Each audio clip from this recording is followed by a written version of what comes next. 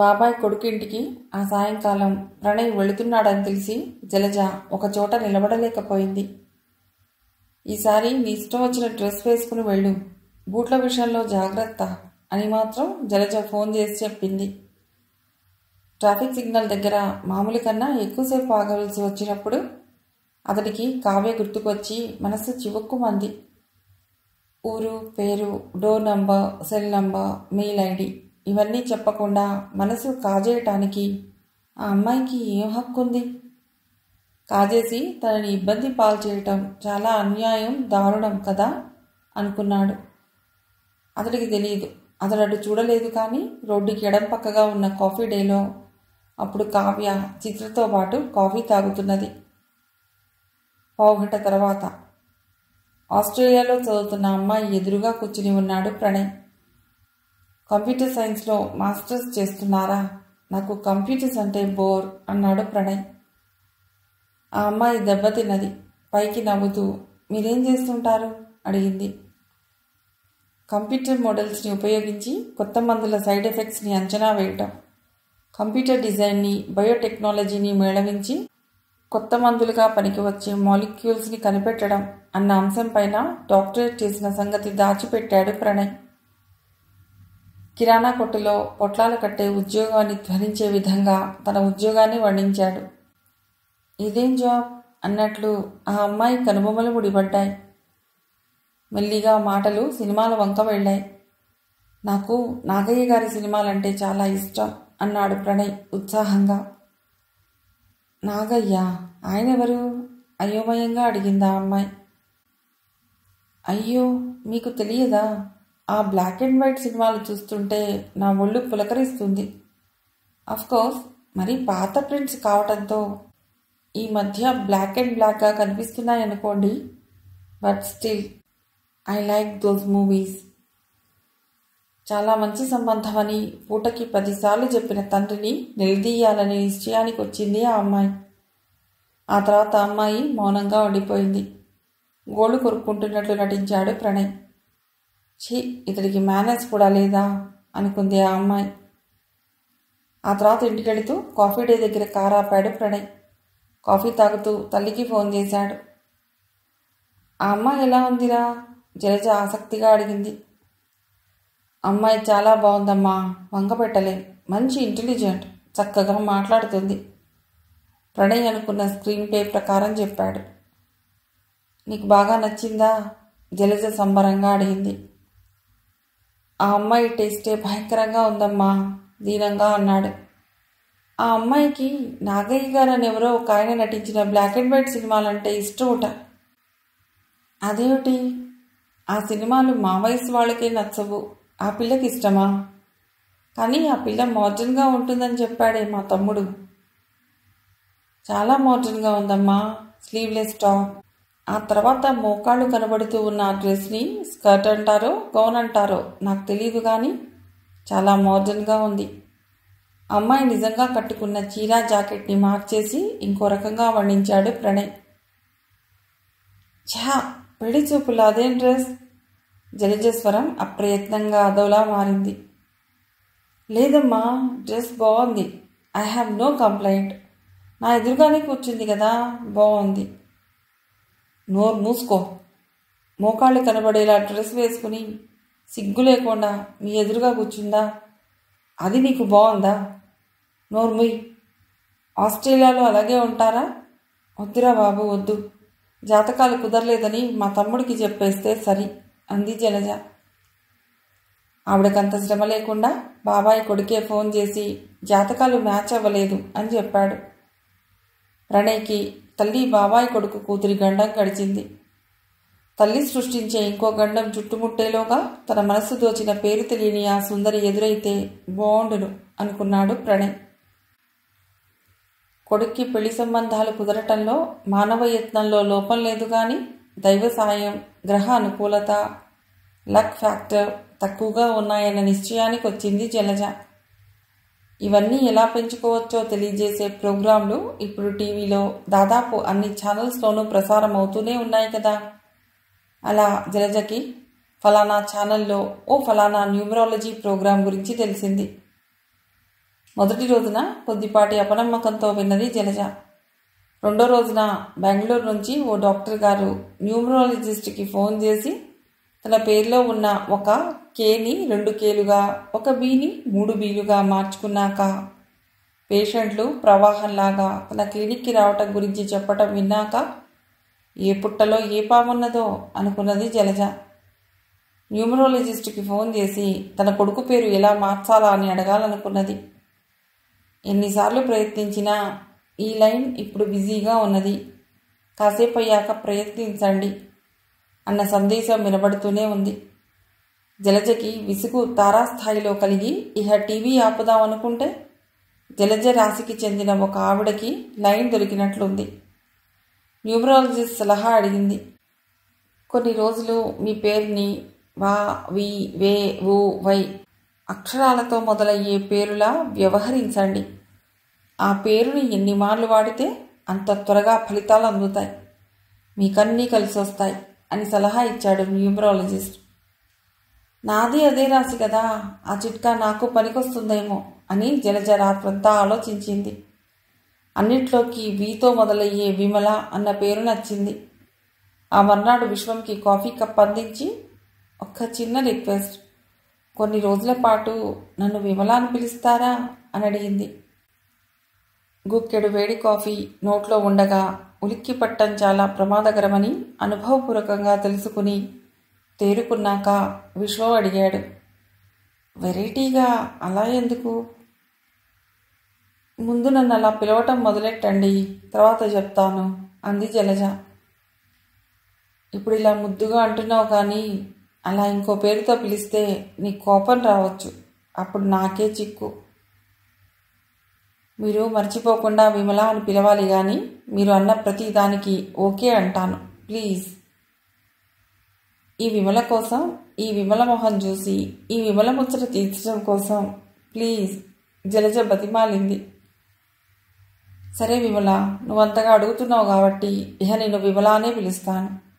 అన్నట్లు సాయంకాలం నాకు ఫ్యాకల్టీ క్లబ్లో రమ్మీ టోర్నమెంట్ ఉంది, రాత్రి కాస్త ఆలస్యం అవుతుంది విమల, ఓకే కదా విమల అన్నాడు విశ్వం కప్పు కింద పెడుతూ. ఈ విమలకి ఒబ్జెక్షన్ లేదు అంది జలజ పళ్ళు బిగించి. కానీ ఆమెకు ఓ సందేహం వచ్చింది. పేరు మార్చుకుంటే లాభం గృహిణికా లేక శ్రీవారికా? ఆ మధ్యాహ్నం ఆమెకి మొదటి ప్రయత్నంలోనే లైన్ కలిసి న్యూమరాలజిస్ట్తో మాట్లాడే అవకాశం దొరికింది. పేరు మార్పు ప్రభావం అనుకుని జై విమల అని మనసులోనే చెప్పుకుంది జలజ. కొడుకు పెళ్లి గురించి తన గోడు చెప్పింది. వివరాలు కనుక్కొని ఆయన ఈ వారం రోజులు సింహరాశి వారు మా మా ము మీ మీ అక్షరాలతో మొదలయ్యే పేర్లతో పిలిపించుకుంటే చాలా రోజులుగా జరగకుండా ఆగినవన్నీ తోసుకుంటూ జరిగిపోతాయి. మాం అన్న అక్షరంతో అయితే మహాద్భుతాలు జరుగుతాయి అన్నాడు. వెంటనే క్షణం వృధా చేయకుండా కొడుకుకి ఫోన్ చేసింది జలజ. అప్పుడు లైబ్రరీలో ఉన్నాడు ప్రణయ్. ర్యాక్ నుండి 1.5 కిలోల బరువున్న హ్యాండ్ బుక్ ఆఫ్ కెమిస్ట్రీ బయటకు తీసే యత్నంలో ఉన్నాడు. తల్లి ఎందుకు ఫోన్ చేసిందో అనుకుంటూ ఓ చేత్తో హ్యాండ్ బుక్ని పట్టుకుని ఇంకో చేత్తో సెల్ని చెవికి చేర్చాడు ప్రణయ్. హలో అమ్మా, ఎలా ఉన్నావు అడిగాడు. మేమంతా బాగున్నాం, నువ్వెలా ఉన్నావు మంజునాథ్ అడిగింది జలజ. ప్రణయ్ త్రుళ్ళిపట్టంతో ఆ బుక్ జారి అతడి కాలిపైన బలంగా పడింది. అమ్మా, అబ్బా, అమ్మా, మంజునాథ్కి ఫోన్ చేయబోయి నువ్వు నాకు చేశావనుకుంటాను. ఇంతకీ ఆ మంజునాథ్ ఎవరమ్మా అన్నాడు. జలజ న్యూమరాలజీ మహత్యం వివరించింది. గుర్తుంచుకో, ఇప్పటికి నీ పేరు మంజునాథ్ అనే అనుకో. వీలున్నప్పుడల్లా మంజునాథ్ మంజునాథ్ అని అనుకో. నేను మళ్ళీ ఫోన్ చేస్తాను. నువ్వు కాల్ రిసీవ్ చేసుకుంటూ ప్రణయ్ హియర్ అని కాక మంజునాథ్ హియర్ అనాలి, సరేనా? ఏమిటమ్మా ఈ చాదస్తం అని తను అంటే తల్లి గంటన్నరైనా అనర్గళంగా వాదించగలదని ప్రణయ్కి తెలుసు. ల్యాబ్లో బుర్రపెట్టి చేయవలసిన పనులు చాలా ఉన్నాయి, రాజీకి రావటం బెస్ట్ అనుకుని నీరసంగా సరేనమ్మా ఉంటాను ఈ మంజునాథ్ నమస్కారాలు అందుకో అన్నాడు. ఆ తర్వాత జలజ 3 సార్లు అతడికి ఫోన్ చేసింది. రెండోసారి అతడు తల్లి ఫోన్ చేసింది అని గమనించి మంజునాథ్ హియో అని అనటం అతడి టీంలో పనిచేసే అమ్మాయి విని నుదురు చిట్లించింది. వెంటనే ఫోన్ అందుకుని, ప్రణయ్ సార్కి మంజునాథ్ అన్న ఇంకో పేరుంది తెలుసా అని వాట్సాప్లో మెసేజ్లు పంపింది. అతడు ప్రపోజ్ చేసిన ప్రాజెక్ట్కి మేనేజ్మెంట్ నుండి ఆ రోజునే యాదృచ్ఛికంగా గ్రీన్ సిగ్నల్ వచ్చింది. ప్రణయ్ పొంగిపోయాడు. ఆ రాత్రి ప్రణయ్ ల్యాబ్ నుండి ఇంటికి కారులో వెడుతుంటే జలజ ఇంకోసారి ఫోన్ చేసింది. ఉద్యోగంలో చేరాక జరిగిన శుభపరిణామం గురించి ప్రణయ్ చెప్పాడు. చూసావా, మంజునాథ్ అన్న పేరుతో నీ లక్ ఎలా మారిందో అంది జలజ. తల్లిది ఛాదస్తమని నవ్వుకున్నాడు ప్రణయ్. అయితే తన లక్ నిజంగానే మారింది అని ఆ మర్నాడు తెలిసింది. ప్రణయ్ పనిచేస్తున్న కంపెనీకి వైజాగ్లో కూడా రీసెర్చ్ అండ్ డెవలప్మెంట్ సెంటర్ ఉంది. ప్రణయ్ ప్రపోజ్ చేసిన ప్రాజెక్ట్ అక్కడ మొదలు పెడితే బాగుంటుందని మేనేజ్మెంట్ భావించింది. ఆ వ్యవహారాలు ప్రారంభించడానికి ప్రణయ్ వైజాగ్ వెళ్ళి వస్తూ ఉండాలని కొన్ని రోజుల తర్వాత పర్మనెంట్గా ప్రణయ్ వైజాగ్లో ఉండి ఆ ప్రాజెక్టు పనులు పర్యవేక్షించాలని చెప్పారు. ఆ సంగతి విన్నాక ప్రణయ్ గుండెల్లో రాయబడింది. పడింది చిన్నరాయి కాదు, గుండెను క్రష్ చేసే రాయి. ఇన్నాళ్ళు తల్లి వైజాగ్లో తను హైదరాబాద్లో ఉండటం వల్ల సిగ్నల్ బాగోలేదని, పెళ్లి కూతురు మోకాళ్ళు కనబడే డ్రెస్ వేసుకుందని అబద్ధాలు చెప్పి నెట్టుకొస్తున్నాడు. ఇక వైజాగ్లోనే ఉండవలసి వస్తే తన పరిస్థితి ఏమవుతుందో తలుచుకుంటే అతడికి తనపైన తనకే జాలి కలిగింది. అయితే ఆ సంగతి అతడు వెంటనే తల్లికి చెప్పలేదు. చెబితే చూసావా మంజునాథ్ మహిమ అని తన పేరుని శాశ్వతంగా మంజునాథ్ అని మార్చేస్తుందని భయపడ్డాడు ప్రణయ్. హైదరాబాద్లో పూర్తి చేయవలసిన పనులు చాలా ఉన్నాయని వైజాగ్కి వెళ్ళటానికి 4 నెలల సమయం తీసుకున్నాడు. ఈ 4 నెలల్లో అయినా ఆ అమ్మాయి కనబడుతుందా? ఆ అమ్మాయి ఊరు పేరు సెల్ నంబరు తనకి తెలుస్తాయా? తెలిసాక ఆమెతో పరిచయం పెంచుకునే సదవకాశం లభిస్తుందా? లభిస్తే ఆ పరిచయం పెరిగి ప్రేమగా రూపాంతరం చెందుతుందా అన్న ఆలోచనలు అతన్ని నిరంతరం వేధిస్తూ ఉండేవి. తలుచుకున్న కొద్దీ ఆ పేరు తెలియని అమ్మాయిని అతడు అత్యంత గాఢంగా ప్రేమిస్తున్నాడు అన్న భావన అతడిలో బలంగా పెరగసాగింది. ఇటు జీవన్ కల్పించిన విషాదం నుండి సుమ అనుకున్న దానికన్నా త్వరగానే రికవర్ అయ్యింది. తిరిగి కాలేజీకి రావటం మొదలెట్టింది. తేరుకున్నాక సుమ ఓ రోజున జీవన్ గురించి మాట్లాడింది. నిజానికి జీవన్ ఓ రాత్రి సుమని తన ఫ్లాట్కి రమ్మనమని డిమాండ్ చేశాట. పెళ్లి కాకుండా అలాంటివి వద్దు అంటే ఎలాగో పెళ్లి చేసుకుంటున్నాం కదా అన్నట్ట. అయితే ఫేస్బుక్లో మన రిలేషన్ గురించి పోస్ట్ చేయనా అని అడిగిందిట సుమ. నో ప్రాబ్లం అని సుమతో అన్నట్ట. నీకంత నమ్మకం లేకపోతే రేపు ఫలానా మ్యారేజ్ హాల్కి రా, అక్కడ అందరి ఎదురా నేనే డిక్లేర్ చేస్తాను. ఈ సాయంకాలం ఫ్లాట్కి రా, మీ ఇంట్లో వాళ్ళకి అనుమానం రాకుండా రాత్రికి వెళ్ళిపోవచ్చు అన్నట్ట. సరే అని ఒప్పుకున్న సుమ ఆఖరి నిమిషంలో జంకుతో వెళ్ళలేదుట. కానీ ఉదయానికల్లా ఫేస్బుక్లో పోస్ట్ చేసిందిట. అప్పటి నుండి జీవన్ సుమతో మాట్లాడలేదుట. ఫోన్లో దొరకలేదుట. ఆ రోజు మధ్యలో జీవన్ అపార్ట్మెంట్కి సుమ వెళ్ళినప్పుడు అతడు లేడు. అతడే కాంటాక్ట్ చేస్తాడని ఎదురు చూస్తూ సుమ ఉందిట. ఏదో సరదాగా కలిసి తిరిగితే దాన్ని ప్రేమ అనుకుంటే ఏదో పొరపాటు అనుకోవచ్చు. కానీ ఆ తర్వాత పెళ్ళి అని భావించడం పెద్ద తప్పు అని, పెళ్ళికి నేను మెంటల్గా తయారై లేను అని ఓ ఫ్రెండ్ ద్వారా సందేశం పంపాట.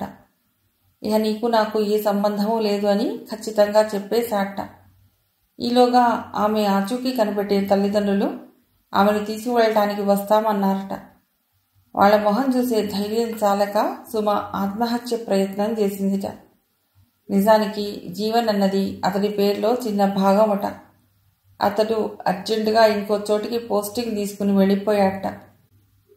తను జీవన్ ఉన్న అపార్ట్మెంట్కి వెళ్ళాను అని కానీ, అక్కడ జీవన్ ఎవరు అని ఎంక్వైరీ చేశాను అని కానీ సుమకి కావ్య చెప్పలేదు. తమ గ్యాంగ్ జీవన్ని నిలదీయటానికి చేసిన ప్రయత్నం గురించి మాత్రం చెప్పింది చిత్ర. సుమ నవ్వింది. ఆ నవ్వులో విరక్తి లేదు, వైరాగ్యం లేదు. అనుభవం ద్వారా నేర్చుకున్న పాఠం ఇచ్చిన ధైర్యం ఉంది. వాడో ఫూల్, బురదగుంట లాంటి వాడి దగ్గరికి వెళ్ళటం వేస్ట్ అంది ఖండితంగా. కావ్య అప్పుడు ఊరుకుంది గాని తర్వాత చిత్రతో అంది. సుమ అన్నదానికి నేను ఒప్పుకోని చిత్ర. జీవన్ బురదగుంట లాంటి వాడే కావచ్చు, కానీ ఎవరో ఒకరు ముక్కు మూసుకునో ధైర్యం చేసో వాడి దగ్గరికి వెళ్ళి ఇక్కడ పెంటకుప్ప ఉంది జాగ్రత్త అని అందరికీ హెచ్చరిస్తున్నట్టు ఓ బోర్డు పెట్టకపోతే ఇంకెంతమంది వాడి చేతిలో మోసపోతారో గదా అంది. చిత్ర మాట్లాడలేదు. మన ఇద్దరికీ తప్ప ఇంకా మిగిలిన వాళ్ళకి వాడి రూపురేఖలు తెలియవు. వాడెదురు పడితే నువ్వో నేనో వాడిని ఊరికే వదలకూడదు అంది కావ్య. అప్పటి నుండి కావ్య తాను జీవన్గా అని పొరపడుతున్న ప్రణయ్ ఎప్పుడు ఎదురవుతాడా, అలా ఎదురైనప్పుడు ఎలా నిలదీయాలా, నిలదీసి ఎలా నలుగురిలో పరుగు తీయాలా అన్న విషయాన్ని ఆలోచించసాగింది. వైజాగ్ వెళ్ళటానికి ప్రణయ్ తీసుకున్న సమయం మెల్లిగా అయిపోవచ్చింది. ఓ రోజున అతడికి జలజ ఫోన్ చేసింది. బాబు ముఖేష్, నీకో శుభవార్త అంది. గోలుగా నవ్వాడు ప్రణయ్. చెప్పమ్మా, శుభవార్త అంటే ఈ ముఖేష్ చెవి కోసుకుంటాడు అన్నాడు. That's good. ఇంతకీ సంగతి ఏమిటంటే? ముఖేష్, ఇప్పుడే ఓ బ్రహ్మాండమైన సంబంధం వచ్చింది ముఖేష్. అమ్మా, ముఖేష్కి వైజాగ్ ట్రాన్స్ఫర్ అయ్యిందని, ఇంకో 2 వారాల్లో అక్కడికి వస్తున్నాడని తెలుసు కదా. ఇప్పుడు హైదరాబాద్లో సంబంధాలు చుట్టాం ఈ ముఖేష్కి ఇష్టం లేదు అన్నాడు ప్రణయ్. ఈ ముఖేష్ తల్లి అది కూడా ఆలోచించింది ముఖేష్. ఇది బయటి సంబంధం కాదు.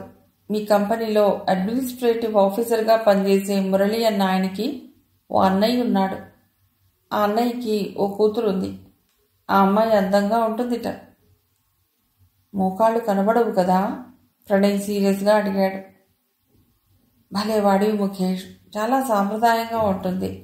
నేను ఫోటో చూశాను. బయోటెక్నాలజీలో కంప్యూటర్ అప్లికేషన్ అంటే నీకు ఇష్టమని నువ్వు క్రితంసారి వచ్చినప్పుడు నాన్నకి చెప్పావు కదా. ఆ అమ్మాయి కంప్యూటర్ ఇంజనీర్. జోడీ బాగుంటుంది ముఖేష్ బాబు. నేను వైజాగ్ వచ్చాక అప్పుడు ఆలోచిద్దామమ్మా ప్రాధేయపడ్డాడు ప్రణయ్. లేదు ముఖేష్ బాబు, ఇంకో 1 గంట తర్వాత మీకు ఫోన్ చేయమని మురళికి చెప్పాను. నువ్వు ఆ అమ్మాయిని అక్కడ చూస్తే తర్వాత మాటలు ఇక్కడ మాట్లాడుకోవచ్చు. నీరసంగా ఫోన్ పెట్టేశాడు ప్రణయ్. తర్వాత పనిలో నిమగ్నమయ్యాడు. లంచ్ ముందు సెల్ మోగింది. పరిధ్యానంగా ఫోన్ అందుకుని ముఖేష్ హియర్ అన్నాడు. ప్రణయ్ సార్కి ముఖేష్ అన్న పేరు కూడా ఉంది తెలుసా అని వాట్సాప్లో మెసేజ్లు ప్రత్యక్షం అయ్యాయి. హలో, ఇది ప్రణయ్ గారి నెంబర్ కాదా అని అటు నుంచి మురళి అడిగాడు. ప్రణయ్ తడబడ్డాడు. నేను ప్రణయ్నేనండి అన్నాడు. నాకు వేరే పేరు వినబడిందిలేండి. మీరు సెండ్ ఆఫ్ పార్టీ వద్దన్నారు, అందుకనే పర్సనల్గా నేనే మీకు హోటల్లో లంచ్ ఇవ్వాలనుకున్నాను. మా అన్నయ్య ఫ్యామిలీని, కూతుర్ని కూడా అక్కడే మీకు పరిచయం చేద్దాం అనుకుంటున్నాను. రేపు 5 స్టార్ హోటల్కి 11:30కి తప్పకుండా రండి. సరే అన్నాడు ప్రణయ్. కానీ తప్పించుకునే మార్గాలని అన్వేషించడం మొదలెట్టాడు. అలా ఆలోచించగా హఠాత్తుగా కడుపు నొప్పి వచ్చిందని మర్నాడు లంచ్ ముందు ఫోన్ చేయటం బెస్ట్ అని అతడికి తోచింది. అలా అతడు మురళికి ఫోన్ చేయాలనుకుంటున్న సమయంలోనే మురళి నుండి ఫోన్ వచ్చింది. ప్రణయ్ గారు, మీకు ముందుగా చెప్పకపోతే బాగుండదని ఇన్ఫార్మ్ చేయటానికి ఫోన్ చేస్తున్నాను. మా అన్న వస్తున్నాడని చెప్పాను కదా, ఆయన గురించి చెప్పాలి. ఆయన డాక్టర్.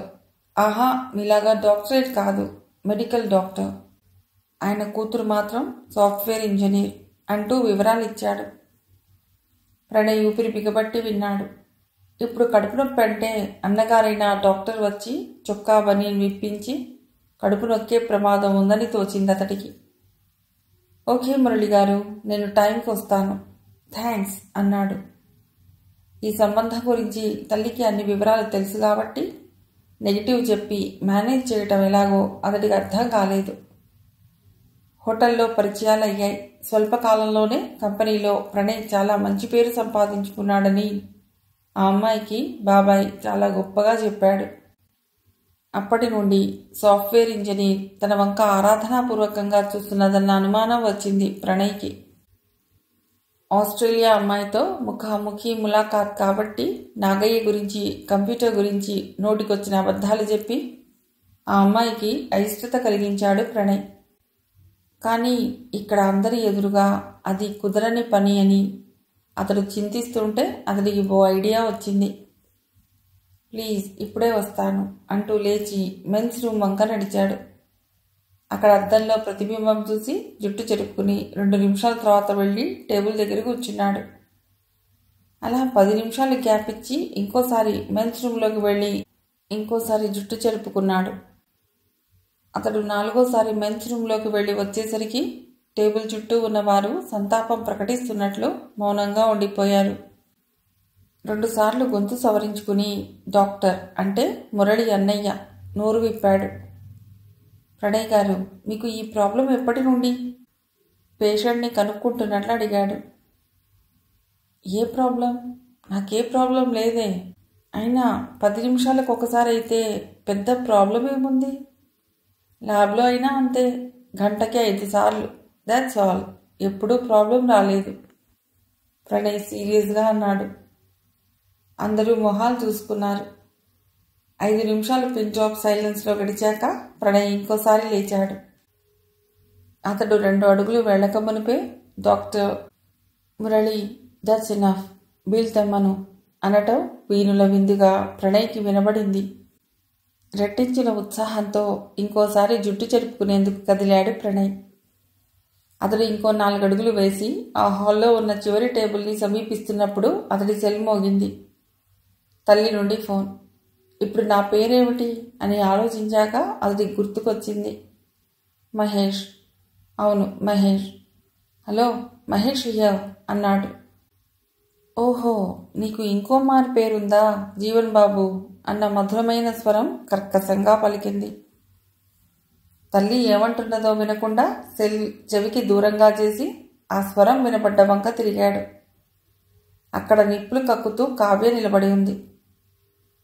ఈ అమ్మాయి గురించే తను దాదాపుగా 4 నెలలుగా పిచ్చగా ఆలోచిస్తున్నాడు. ఈ అమ్మాయి ఊరు, పేరు, సెల్ నెంబరు దొరికితే ఇహ తన అంత అదృష్టవంతుడు ఎవరుంటారు? కానీ ఇప్పుడెందుకో ఆ అమ్మాయి మూడ్ అస్సలు బాగున్నట్లు లేదు. ఎందుకంత కోపంగా ఉంది? ఈ అమ్మాయి కోపం తగ్గించి ప్రసన్నం చేసుకోవటం ఎలా? ఈసారి ఎవరిని మోసం చేద్దాం అనుకుంటున్నావు జీవన్ అలియాస్ మహేష్? ఇంతేనా, ఇంకా ఉన్నాయా నీకు పేర్లు? కావ్య గద్దించింది. తల్లి తండ్రి పక్కన లేకపోతే ప్రణయ్ కాలర్ పట్టుకునేదే. ఈ అమ్మాయి ఘోరమైన కన్ఫ్యూజన్లో ఉందని ప్రణయ్కి అర్థమైంది. లేకపోతే ప్రణయ్ అన్న వ్యక్తిని పట్టుకుని ఎవరైనా నీ పేరు జీవన్ అని అంటారా? అప్పుడు అతడికి స్ఫురించింది. తను ఉండేది జీవన్ ఫ్లాట్లో కదా, బహుశా ఈ అమ్మాయికి ఆ విధంగా కన్ఫ్యూజన్ అయి ఉంటుంది. అంటే అర్జెంటుగా ఆ గందరగోళానికి కారణం ఈ ముద్దుగుమ్మకి విసిదపరిచి అప్పుడు సెల్ నెంబరు, పేరు అడిగితే బాగుంటుంది అనుకున్నాడు Pranay. No, you are mistaken. Please try to understand. I am G1 in my apartment, but my real name is Pranay అన్నాడు ప్రాధేయపూర్వకంగా. కావ్య ఠక్కున తన తండ్రి వంక తిరిగింది. చూసావా నాన్న, ఇతడు అపార్ట్మెంట్లో జీవన్ అని చెప్పుకున్నట్ట. అసలు పేరు ప్రణయ్ ఇట. ఇప్పుడే విన్నారుగా, తన పేరు మహేష్ అని ఫోన్లో అంటున్నాడు. ఇతడు జగత్కిలాడి. ఇతనే సుమని మోసం చేసింది. రఘు అప్పటికే కావ్య పక్కకి వచ్చి నిలబడ్డాడు.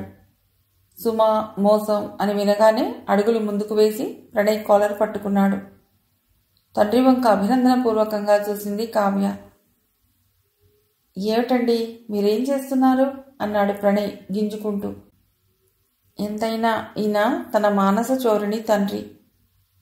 ఆయన దురుసుగా ప్రవర్తించినా తను సహనం చూపాలి అనుకున్నాడు. ఆ సుమ అన్న అమ్మాయి ఎవరో, మోసం ఏమిటో అతడికి అర్థం అవలేదు. అయినా అవన్నీ తర్వాత, ముందు అర్జెంటుగా ఈ అమ్మాయి పేరు కావాలి. మీరు పొరపడ్డారు, నాకేం తెలీదు. మీరు ఎందుకు ఎలా పొరపడ్డారో కూడా నాకు అర్థం కావటం లేదు. అయినా సుమ అంటే ఎవరు? బై ది వే, మీ పేరు చెప్తారా? కావ్య వంక తిరిగి అడిగాడు ప్రణయ్. మా అమ్మాయి పేరు నీకెందుకురా రౌడీ ఫెలో అన్నాడు రఘు. మురళి అక్కడికి వచ్చి గొడవ ఏమిటి అని అడిగాడు. విజయకృష్ణ అపార్ట్మెంట్స్లో ఉంటాడీన. మా ఫ్రెండ్ సుమా అనే అమ్మాయిని మోసం చేశాడు. పాపం ఆ అమ్మాయి ఆత్మహత్య అటెంప్ట్ చేసి లక్కీగా బతికింది. ఇతడు పెద్ద చీట్, కావ్య చెప్పింది. సుమ ఎవరు? తను మోసం చేయడం ఏమిటి? ఆ సంగతులన్నీ ఈ అమ్మాయి ఎందుకు నమ్ముతున్నది? తను విజయకృష్ణ అపార్ట్మెంట్స్లో ఉన్నట్లు, అందులోనూ జీవన్ ఫ్లాట్లో ఉన్నట్లు ఈ అమ్మాయికి ఎలా తెలుసు? తన కలల రాణి అవుతుందని ఆశపడ్డాడు. ఇప్పుడు తనని మోసగాడు అని, అబద్ధాల కోరు అని ఆరోపిస్తున్నది. చూస్తుంటే తన పైన గుండెల నిండా అసహ్యం నింపుకున్నట్లున్నది. ఇప్పుడు ఏం చేయాలి? ప్రణయ్కి లోకమంతా చీకటిగా మారి గిర్రున తిరుగుతున్నట్లు అనిపించింది. ఈ అమ్మాయి నిజమే చెబుతున్నదని మురళికి తోచింది. అతడికి ప్రణయ్ విజయకృష్ణ అపార్ట్మెంట్స్లో ఉంటాడని తెలుసు. ఓ రోజున తను ఫోన్ చేసినప్పుడు ముఖేష్ అని పేరు చెప్పాడు. ఇప్పుడు మహేష్ అని చెప్పుకున్నాడు అని వీళ్ళు అంటున్నారు.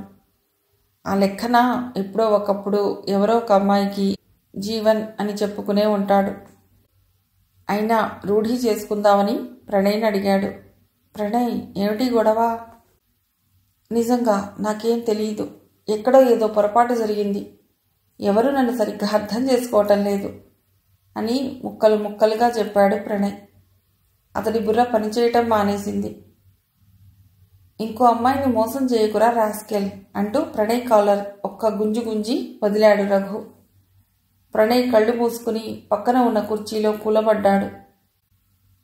మా అమ్మాయిని ఆఫర్ చేయటానికి అతన్ని పిలిచాం అని రఘుకి చెప్పాక ప్రణయ్ వీఆర్ లివింగ్ అన్నాడు మురళి. మాట్లాడకుండా అతడి అన్నయ్య ప్రణయ్ వంక చూడను కూడా చూడకుండా సాఫ్ట్వేర్ ఇంజనీర్ అమ్మాయి వెళ్ళిపోయారు. కొన్ని క్షణాల తర్వాత ప్రణయ్ కళ్ళు తెరిచేసరికి పక్క టేబుల్స్ దగ్గర కూర్చున్న వాళ్ళు తనని వింత జంతువులాగా చూడటం కనబడింది. ఇక అక్కడ ఉండలేక మెల్లిగా బయటపడ్డాడు. పార్కింగ్ వంక నడిచాడు. ప్రణయ్ కార్ తలుపు తీసి కూర్చుని స్టీరింగ్ వీల్ పైన తలవాల్చాడు. తను కంగాళిగా బూట్లు వేసుకున్న రోజు నిజానికి తనని చూసి ఎగతాళిగా నవ్వచ్చు. కానీ ఆ రోజున తనతో మర్యాదగా తీయగా మాట్లాడిన అమ్మాయి ఉన్నట్లుండి ఈరోజు ప్రత్యక్షమై తనని మోసగాడు అని ఎందుకు అనుకుంటున్నదో ఎప్పటికైనా తెలుస్తుందా? తను అమ్మాయిలని మోసం చేసే చీట్ని కాదని ఆ అమ్మాయి ఎప్పటికైనా గ్రహిస్తుందా? ఆ సాయంకాలం జలజ ఫోన్ చేసింది. మహేష్, అమ్మాయి ఎలా ఉంది? నేను మధ్యాహ్నమే ఫోన్ చేశాను. అమ్మా, గట్టిగా అరిచాడు. నా పేరు ప్రణయ్. అదేమిట్రా? జలజ లబలబలాడింది. నువ్వు మాతో మొదలయ్యే అక్షరంతో పిలిపించుకుంటే ఇక నీకు విక్టరీనే. విక్టరీనే అమ్మా. అలా మహేష్ అని నన్ను నేనే పిలిపించుకోవటంతో ఏమైందో తెలుసా? ఈ జన్మకి నాకు పెళ్ళయ్యే అవకాశం లేదు అంటూ జరిగింది చెప్పాడు. నా మూలంగా ఆ పిల్ల ఎవరో ఆత్మహత్య చేసుకుందని నిందపడిందమ్మా.